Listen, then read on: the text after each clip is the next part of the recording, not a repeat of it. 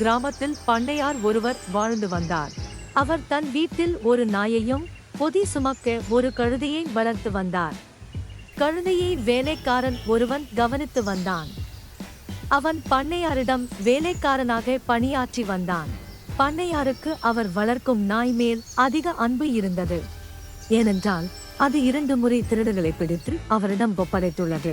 அவர் வெளியே சென்று வீட்டுக்கு வந்தால் தன் வாலை ஆட்டிக்கொண்டே நன்றியை காட்டும். அவர் அமர்ந்திருக்கும் போது உரிமையாக சென்று அவர் மடியில் படுத்துக்கொள்ளும். பண்ணையார் அதற்கு இறைச்சி துண்டுகளையும் உயர்ந்த ரக உணவுகளையும் கொடுத்து மிகவும் அன்பாக வைத்திருந்தார். பண்ணையார் வீட்டில் வளரும் கழுதை பண்ணையார் நாய்க்கு மட்டும் இவ்வளவு சலுகைகளை வழங்குகிறாரே என்று பொறாமைப்பட்டது. பண்ணையார் நாய்க்கு கொடுக்கும் அத்தனை சலுகைகளையும் தான் பெற வேண்டும் என்று நினைத்தது. நாய் போல் தானம் ஒரு நாள் பண்ணையார் மடியில் படுத்து அவர் முகத்தை நக்க வேண்டும் என திட்டம் தீட்டியது. கழுதையின் எண்ணத்தை நாய் புரிந்து கொண்டது.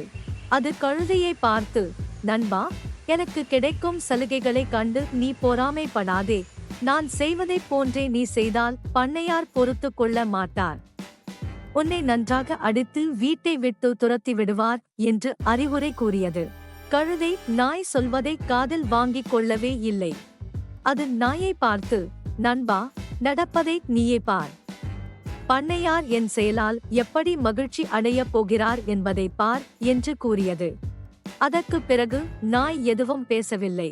அன்றைக்கு பண்ணையார் வெள்ளை சட்டை வெள்ளை வேட்டி அணிந்து கொண்டு வீட்டில் அமர்ந்து புத்தகம் ஒன்றை படித்துக் கொண்டிருந்தார்.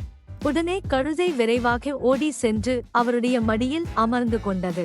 தன்னுடைய நாக்கால் அவருடைய முகத்தை நக்கியது. பின்னர் பெரும் குரல் எடுத்து கத்தியது. பண்ணையாருக்கு கடும் கோபம் வந்தது. அருகில் இருந்த உருட்டு கட்டையை எடுத்து அந்த கழுதையை நன்கு அடித்துவிட்டார். வலி தாங்க முடியாத கழுதை கத்திக்கொண்டே காட்டுக்குள் ஓடியது. நீதி: பிறருக்கு கிடைக்கும் சலுகைகளை பார்த்து நாம் பொறாமைப்படக்கூடாது. அவ்வாறு பொறாமைப்பட்டால் அது நமக்கு அழிவுதான் உண்டாக்கும்.